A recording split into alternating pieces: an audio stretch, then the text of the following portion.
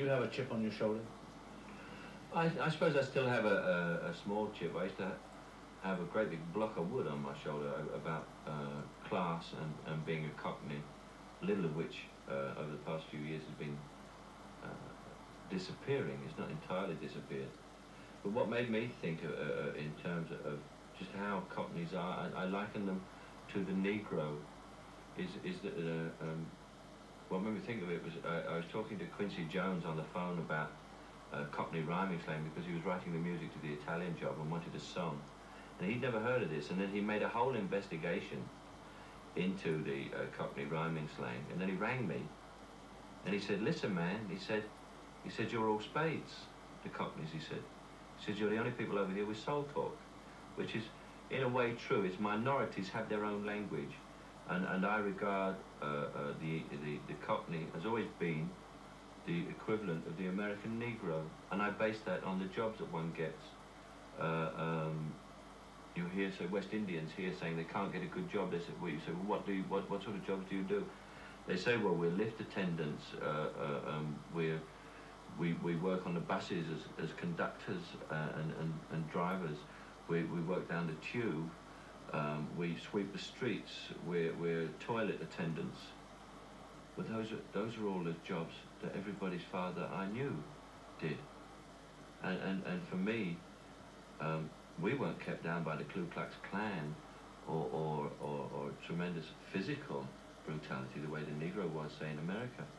We were kept down by the original geniuses of brainwashing, which was the British aristocracy, who taught us it was ignoble to be poor, and they taught us with the help of religion.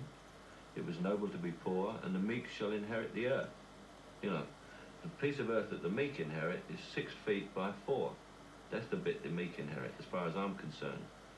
And I feel, the only bitterness I feel, is that my ancestors, whoever they may be, because I'm not that illustrious to know, have had the biggest con job pulled on them for 1950 years, right up to the opening of Look Back in Anger. That's where I see it finished.